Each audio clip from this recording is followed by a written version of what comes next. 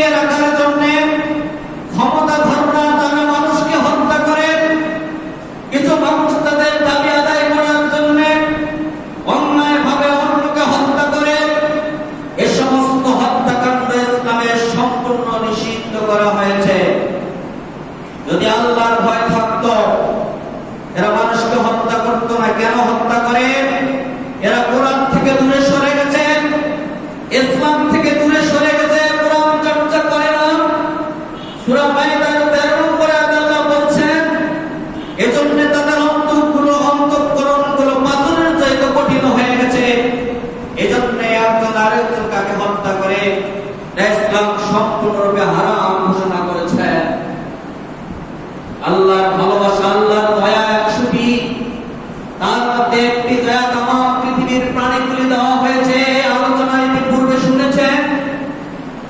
এতটুকু ভালোবাসা একটা সন্তান যখন ভূমিষ্ঠ হয়, এই সন্তানটা মাস্টার ডিগ্রি পাস করা পর্যন্ত কি কষ্ট, তাকে লালন পালন করা তার বাবা মা বুঝে, অন্য কেউ বুঝে না।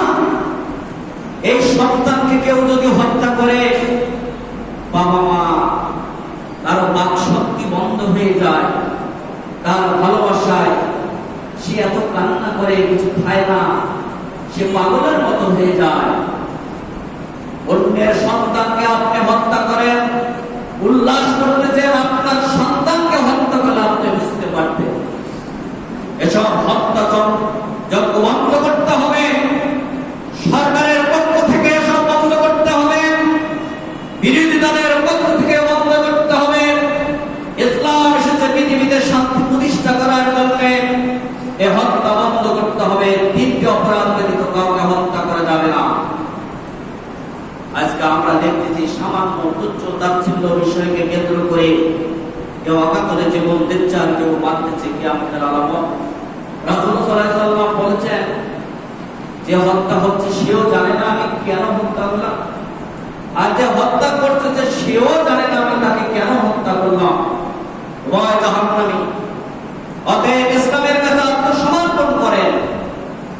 এই কোরআনে সব বলে দেওয়া আছে। কোরআনের কোন নির্দেশ কখনো ভুল নয়। এই কোরআনে আল্লাহ যা বলেছেন, যত ওয়াদা, যত নীতিমালা দিয়েছেন, তা খেলাফ হবে না, 19-20 হবে না।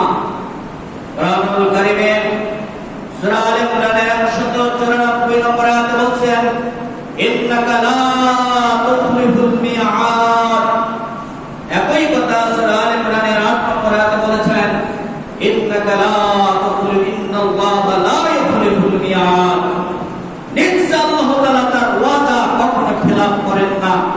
যা কোরআনে বলা আছে তাই হবে। এবার প্রশ্ন হলো, আসলে কোরআনে কি কিছু ভুল আছে নাকি? কোরআনে কি কিছু অসঙ্গত কোনো ব্যাপার আছে কিনা? বিধর্মীরা বিশ্বাস করে না। আজকে মুসলমানদেরও এরকম অবিশ্বাস ভেতরে ঢুকে গেছে।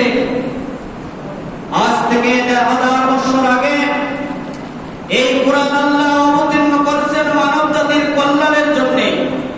ভারত যখন কোরআনের পঠন, কোরআনের চর্চা ছেড়ে দিল, সূরা ফুরকানের 30 নম্বর আয়াতে রাসূল সাল্লাল্লাহু আলাইহি ওয়াসাল্লাম বলছেন, যে মানুষগুলি কোরআনের বিধান বাদ দিল, কোরআন চর্চা বাদ দিল, আমি নিজেই কিয়ামতের দিন আল্লাহর সামনে এই মানুষগুলোর বিরুদ্ধে আমি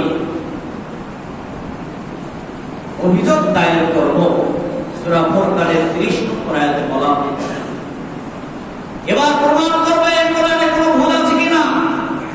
কোরআনে তো আল্লাহ চ্যালেঞ্জ ছুড়ে দিয়েছেন বহু জায়গায়। আলিফ লাম মিম যালিকাল কিতাবু লা রাইবা ফীহ। সূরা বাকারার প্রথমে বলা হয়েছে, ভুল তো দূরের কথা, লা রাইব সন্দেহই নাই। এই কথা সূরা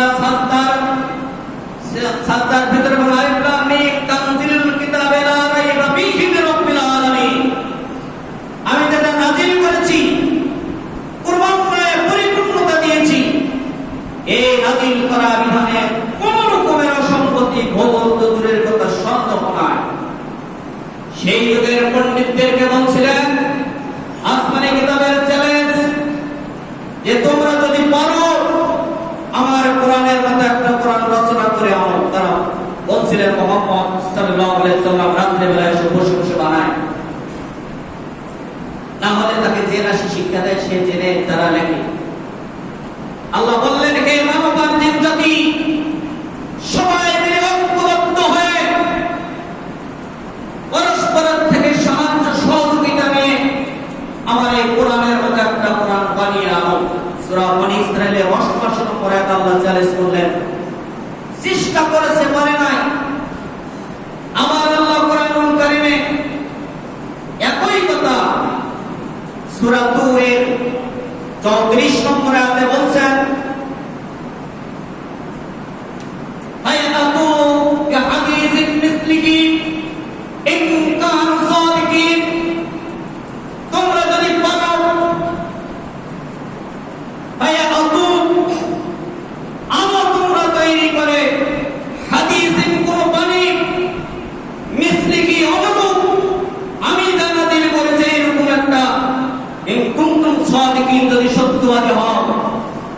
চেষ্টা করেছে, পারে নাই। পুরা কোরআন 114টি সূরা, 30টি পারা, 6236টি আয়াত সম্বলিত এই কোরআন, এত বিশাল কোরআন রচনা করা সম্ভব হলো না। আল্লাহ বললেন, তাহলে কমিয়ে দেই, দেখি তাও পারো কিনা। সূরা হুদের 13 নম্বর আয়াতে গিয়ে বললেন যে পুরা কোরআনের দরকার নাই, 10টা সূরা তৈরি করে আনো। আমি তো 114টা সূরা কোরআনে নাযিল করেছি, 10টা সূরা তোমরা তৈরি করে আনো যদি তোমরা সত্যবাদী হও। আমার কিতাব যেটা নয় তার প্রমাণ স্বরূপ 10টি সূরা আনো। কিন্তু তারা ব্যর্থ হলেন, চেষ্টা করেছেন। আল্লাহ বললেন 10টি সূরার দরকার নাই, এবার একটি সূরা নিয়ে আসুন। এই কথা সূরা ইউনূসের 28 নম্বর আয়াতে বললেন, আমি আকুলু নাফতারাহু, তোমরা যে বলো এটা রচনা করেছে মুহাম্মদ সাল্লাল্লাহু আলাইহি ওয়াসাল্লাম, তোমরা রচনা করো। নাফতারা কুল ফাতু সূরাতিন মিথলিহি ওয়াদউ মান ইসতাতা'তুম মিন দুনিল্লাহি ইন কুনতুম সাদিকিন। তাহলে এই সূরাটির একটি সূরা, অত সূরার দরকার নাই, একটি ছোট্ট একটি সূরা তোমরা তৈরি করে আনো। হে মানবার জাতি, মান ইসতাতা'তুম, তোমাদের যত শক্তি সামর্থ্য আছে, যত বিদ্যা বুদ্ধি আছে, সব দিয়ে তোমরা চেষ্টা করো। মিন দুনিল্লাহি, আল্লাহর সাহায্য ব্যতীত নিজেরা তৈরি করে আনো একটা সূরা। ইন কুনতুম সাদিকিন, তোমরা যদি তোমাদের দাবিতে সত্যবাদী হও।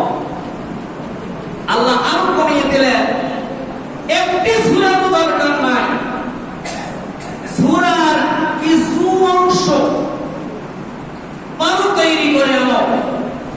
এই কথা কোরআনুল কারীম 2 নম্বর সূরা, সূরা বাকারা 23 নম্বর আয়াতে বললেন, ওয়া ইন কুনতুম ফি রাইবিন মিম্মা নাযালনা আলা আবদিনা ফাআতু বিসূরাতিন মিন মিসলি।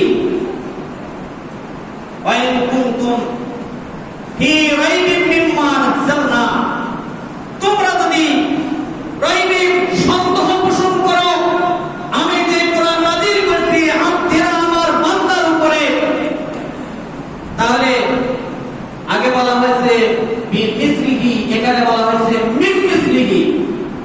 বিমিসলিহি মানে অনুরূপ, আর মিন মিসলিহি মানে সূরার কিছু অংশ, পুরো সূরাও না, এইরকম কিছু অংশ সূরা তৈরি করে আনো।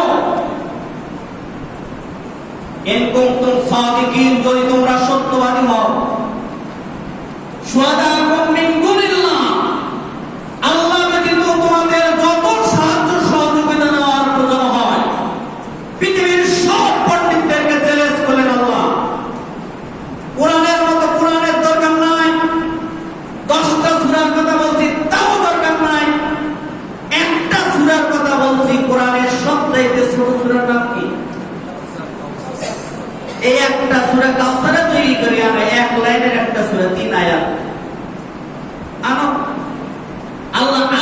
দিয়ে দিলেন, একটা সূরারও দরকার নাই, সূরার কিছু অংশ মিন মিসলি আর বিমিসলি, বিমিসলি মানে অনুরূপ একটা সূরা, আর মিন মিসলি সূরার অংশ তৈরি করে আনো। শুহাদাকুম মিন দুনিল্লাহ, আল্লাহ বাদে যত লোকের সাহায্য সহযোগিতা দেওয়ার প্রয়োজন দেও। ইন কুনতুম সাদিকিন, যদি সত্যবাদী হও, যদি আমার এই নাযিল করা কিতাব তোমরা বিশ্বাস না করো। ফাইল্লাম তাফাল, তোমরা এটা তো করতে পারবে না। ওয়াইল্লাম তাফাল, কখনোই করতে পারবে না।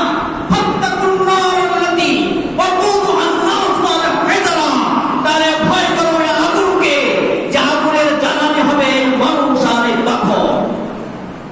আল্লাহ জাহান্নামের আগুনে মানুষ আর পাথরকে দিয়ে পোড়াবেন। সহিহুল বুখারীতে এসেছে, তিরমিজির 2575 নম্বর হাদিস, রাসূল সাল্লাল্লাহু আলাইহি সাল্লাম বলেছেন যে জাহান্নাম মানুষ আর পাথর দিয়ে জ্বালানো হবে, আগুন জ্বালায় দেওয়া হবে। শুরু করে হবে মানুষ আর পাথর দিয়ে। সেই জাহান্নামের উপরে এক টুকরো পাথর পড়েছিল 70 বছর পরে, সেই পাথর জাহান্নামের নিচে গিয়ে ঠেকেছে। সাহাবীরা বসে আছেন, শব্দ হলো, সেই হাদিস রাসূল সাল্লাল্লাহু আলাইহি সাল্লাম বলেছেন একটা শব্দ কি শুনতে পাও নাই? বলতে আমরা শুনেছি। বলেছে কিসের শব্দ? সাহাবীরা বললেন সাহাবীরা বললেন আল্লাহ এবং তার রাসূল ভালো জানে। রাসূল সাল্লাল্লাহু আলাইহি সাল্লাম বলেন আজ থেকে 70 বছর আগে জাহান্নামের উপরে এক টুকরা পাথর পড়েছিল, এই পাথর আজকে জাহান্নামের নিচে গিয়ে ঠেকেছে। এই সেই শব্দ হয়েছে। জাহান্নামের নিচে পাথর নিচে পড়ার গতি কতটা জানে? জাহান্নামের গভীরতা কত ক্যালকুলেটর দিয়ে হিসাব করে পারবেন না। বিদ্যুতের গতি কিরকম? 1 সেকেন্ডে কত? 1,86,000 মাইল সেকেন্ডের গতি। উপর থেকে পাথর পড়তেছে এই গতি নিয়ে। সেই গতি 70 বছর পরে গিয়ে জাহান্নামের নিচে ঠেকেছে। এই জাহান্নামের জ্বালানি হবে মানুষ আর পাথর। ফাত্তাকুল্লাহ, ফাত্তাকুন নাস, হে মানুষ আল্লাহকে ভয় করো। ওয়াকুদুহা আন-নাস ওয়াল হিজরা, এই জাহান্নামের আগুন জ্বালানো হবে, শুরু করা হবে মানুষ এবং পাথর দিয়ে। কেন পাথরের কথা আসলো? পাথর খোদাই করে করে তারা মূর্তি তৈরি করেছে, শিরক করেছে। আল্লাহ রাগান্বিত হয়েছেন যে আমি সৃষ্টি করেছি এসব, আর আমার সমকক্ষ তৈরি করলো। ওই মানুষগুলোকে জাহান্নামে দেব, ওই পাথরকেও জাহান্নামে দেব। আর পাথর জাহান্নামের ভয়ে কাঁদতেছে। এই কঠিন পাথর ফেটে পাথরের ভেতর থেকে পানি নির্গত হচ্ছে। একথাই সূরা বাকারার 74 নম্বর আয়াতে বলা হয়েছে, সুম্মা কাসাত কুলুবুকুম মিন বাদি যালিকা ফায়াতাত হিজানা আও আশাদ্দা কাসওয়া ওয়া ইন্না মিনাল হিজারাতি ইয়াতাফাজ্জারু মিনহুল আনহার ওয়া ইন্না মিনহা লামা ইয়াশাক্কাকু ফায়াখরুজু মিনহুল মা'উ ওয়া ইন্না মিনহা লামা ইয়াহবিতু মিন খাশিয়াতিল্লাহ ওয়া আল্লাহু বিগাফিলিন আম্মা তা'মালুন। এই ভয় যদি থাকে, পাথর জাহান্নামের ভয়ে যাবে। মানুষ মানুষকে মারলে জাহান্নামে যাবে। মানুষের এই ভয় নয়, তারা অন্যায়ভাবে অত্যাচার জুলুম করতেছে, আরেকজনের উপরে তাকে হত্যা করতেছে। আজকে তামাম পৃথিবীতে মুসলমানকে হত্যা করতেছে, অমুসলিমরাও করতেছে। মানুষকে হত্যা করা 3 অপরাধ ব্যতীত সম্পূর্ণরূপে আল্লাহ পাক হারাম করে দিয়েছেন।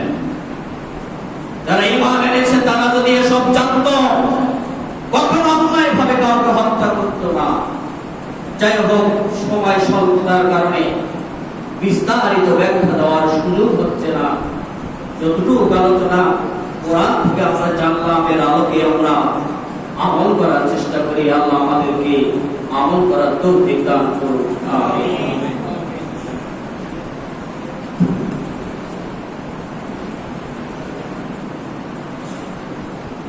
ইন্নাল হামদালিল্লাহ আলহামদুলিল্লাহ ওয়াহদা والصلاة والسلام على من لا نبي بعده وقال سبحانه إن الله وملائكته يصلون على النبي يا أيها الذين آمنوا صلوا عليه وسلموا تسليما اللهم صل على محمد وعلى آل محمد كما صليت على إبراهيم وعلى آل إبراهيم إنك حميد مجيد اللهم بارك على محمد وعلى آل محمد كما باركت على إبراهيم وعلى آل إبراهيم إنك حميد مجيد رب اجعلني مقيم الصلاة ومن ذرية ربنا وتقبل دعاء ربنا اغفر لي ولوالدي وللمؤمنين يوم يقوم الحساب رب ارحمهما كما ربياني صغيرا رب ارحمهما كما ربياني صغيرا رب ارحمهما كما ربياني صغيرا ربنا اغفر لنا ذنوبنا وإسرافنا في أمرنا وثبت أقدامنا وانصرنا على القوم الكافرين ربنا آتنا في الدنيا حسنة وفي الآخرة حسنة وقنا عذاب النار ربنا لا تزغ قلوبنا بعد إذ هديتنا وهب لنا من لدنك رحمة إنك أنت الوهاب ربنا ظلمنا أنفسنا وإن لم تغفر لنا وترحمنا لنكونن من الخاسرين عاجل الموت رب الناس واشف أنت الشفي لا شفاء إلا شفاءك شفاء لا يغادر سقما رب العالمين আমাদের মধ্যে অনেক অসুস্থ পীড়িত শিফা আজলা শিফায়ে কামিলা দান করেন আল্লাহ আমাদের মধ্যে অনেকে না চির বিদায় নিয়ে চলে গেছে কবরগুলোকে জান্নাতের টুকরা বানিয়ে আমাদের গত জুমায় দোয়া চেয়েছিলেন আমাদের এই নুরু ভাই ওনার স্ত্রীর জন্য দোয়া চেয়েছিলেন হায়াত শেষ হয়ে গেছে চলে গেছে আজকে দোয়া চেয়েছেন আল্লাহ যেন তার কবরের আযাব বন্ধ করে দেন এইভাবে যারাই চলে গেছে আল্লাহ কবরগুলোকে জান্নাতের বাগিচা বানিয়ে ছাত্রদের কোটা আন্দোলন নিয়ে কত ছাত্র মারা গেছে যারা মারেছে তারাও মিথ্যা বলেছে যারা নিহত হচ্ছে তাদের পরিবারেরও মিথ্যা দেখা যাচ্ছে স্যাটেলাইটে সব ধারণ করা হয়েছে আজকে বের হচ্ছে পরপর এমন ভাবে মানুষ মানুষকে মারতে পারে নিরস্ত্র ছাত্রকে যেভাবে মারছে দেখলে আমি কালকে রাত একটু দেখে সারা রাত ঘুম আসে নাই আমার এখনো স্বাভাবিকতা আমি ফিরে আসতে পারি না এভাবে মারছে আল্লাহ যাদের ঈমান আছে যারা মুসলমান তাদেরকে মাফ করে দেন যাদের ন্যায্য দাবি নিয়ে আগাচ্ছিল তাদেরকে যারা মানছে আল্লাহ তাদেরকে শহীদের মর্যাদা দান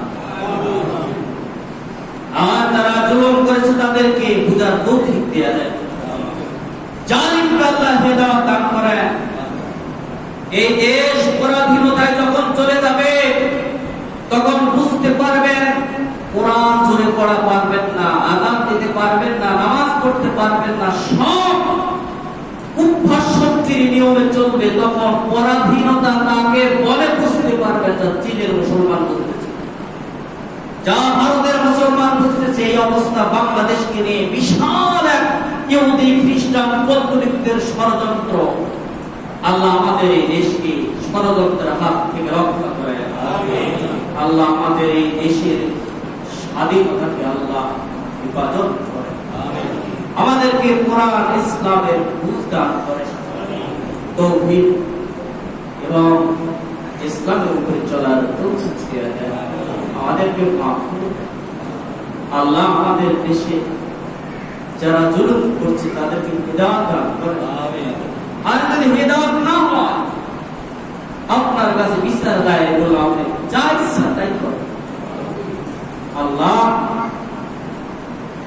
আমাদের মধ্য থেকে যে প্রাণগুলি হারিয়ে গেল তাদেরকে ক্ষমা করে দেন, আর যারা এখনো বেঁচে আছে তাদেরকে সুমতি দান করে, ধৈর্য ধারণ করার তৌফিক দিয়ে দেন। আমিন সুম্মা আমিন। ইবাদাল্লাহ রাহমাতুল্লাহ। ইন্নাল্লাহা ইয়া'মুরু বিল আদলি ওয়াল ইহসান ওয়া ইতা'যিল কুরবা ওয়া ইয়ানহা 'আনিল ফাহশা'i ওয়াল মুনকার ওয়াল বাগyi ইয়া'যুকুম লা'allakum তাযাক্কারুন। ফাদকুরুনি আযকুরকুম ওয়াশকুরুলি ওয়া লা তাকফুরুন। আস্তাগফিরুল্লাহ দীনাকা ওয়া আমানাতাকা ওয়া খাওফি মা'আল সুবহানাকাল্লাহুম্মা ওয়া বিহামদিকা আশহাদু আন লা